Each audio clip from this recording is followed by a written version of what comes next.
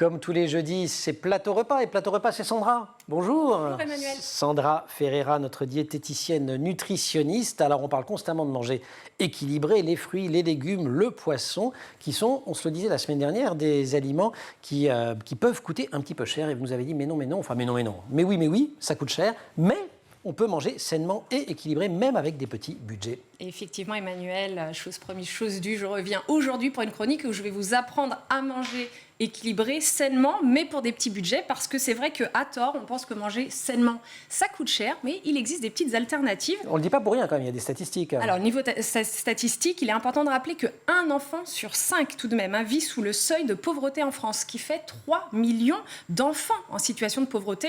Donc la chronique va quand même servir au moins à 3 millions d'enfants, donc c'est pas rien. Il est vrai qu'on est en plus bombardé d'injonctions qui peuvent être parfois culpabilisantes quand on n'a pas le budget. Manger 5 fruits et légumes par jour, manger plus de légumes, manger du poisson 2 fois par semaine. Et en plus la famille est grande, plus oui, voilà, il n'y a pas forcément cher. Un seul enfant à la maison. Voilà, et on risque de manger moins qualitatif. Alors, on rappelle ce que c'est que de manger équilibré, une petite piqûre de rappel. Ça ne fait pas de mal.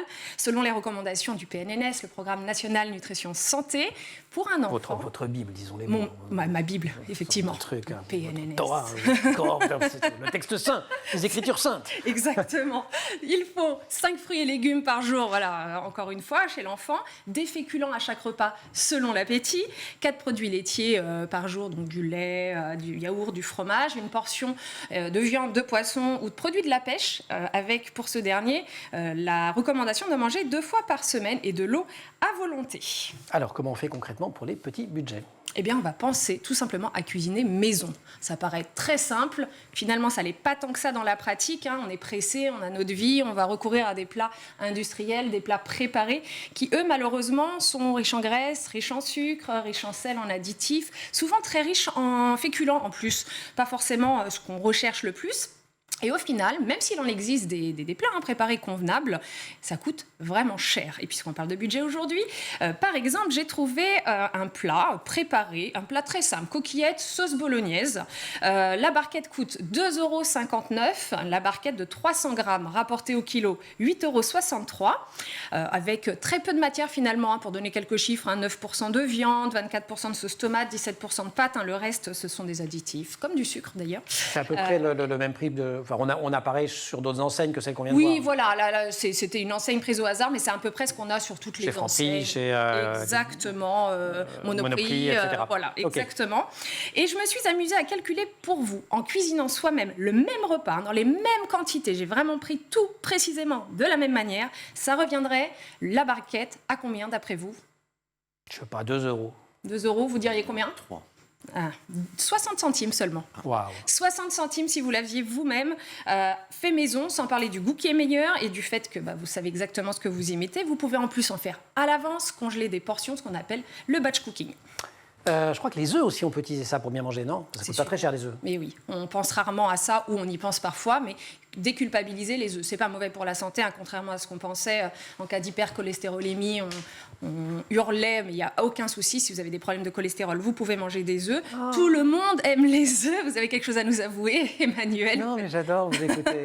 Bon, alors, je précise quand même, en cas de problème de cholestérol, pas plus de 8 par semaine, mais ça laisse quand 8 même, Génial. Une marge. Bon, et le poisson, par contre, ça reste quand même un petit peu cher. Le poisson, ça reste Madame, j'ai réponse à tout. Oui, mais j'ai réponse à tout de même. C'est un peu cher, mais aller vers des poissons en conserve qui sont un peu moins chers et surtout pratiques, parce qu'il y a ça aussi, c'est qu'on est souvent découragé par le fait de devoir aller tous les jours chez le poissonnier, thon en conserve, sardines en conserve, c'est économique. Les enfants aiment bien en plus. Oui, une bonne salade composée avec du thon. C'est cher aussi.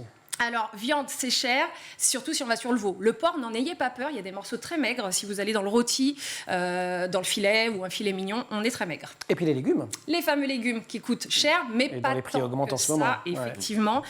Mon conseil, c'est les légumes surgelés, parce qu'on a 100% du produit. Il n'y a pas de perte en épluchage, on a vraiment le légume surgelé. Et la vitamine C, on ne la perd pas ? On ne la perd pas trop, parce que le légume surgelé, le principe, c'est que c'est surgelé dans un rayon très très proche du lieu de culture, et surtout dans les 2 heures, donc peu de vitamines perdues, donc ça vous regardez toujours le prix au kilo, c'est ce qui est important, et si malgré tout ça reste un peu cher pour vous, basculez sur la conserve qui va être un peu moins chère aussi, un peu plus salé, avec un goût un peu différent tout de même. Et puis ça permet de varier quand même. Dernier conseil sur les laitages?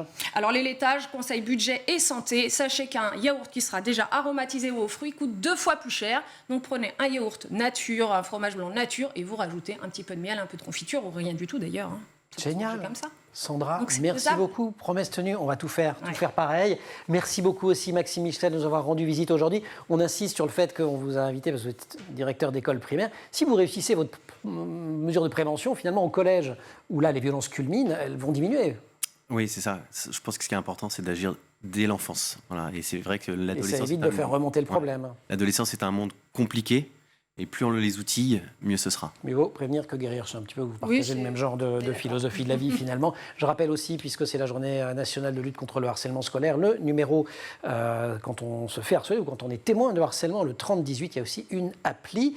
La quotidienne, c'est fini pour aujourd'hui. Merci à tous les deux, merci aussi à toute l'équipe. Colline Hamel au maquillage et en régie Marine Plantet, qui par ailleurs a préparé l'émission et qui était assistée aujourd'hui par Roxane Sarfati, Saïd Mamou au son, à la réalisation Angèle Jean Girard. Vous restez évidemment sur School TV, vous retrouvez notre émission en permanence sur Internet et sur les réseaux sociaux.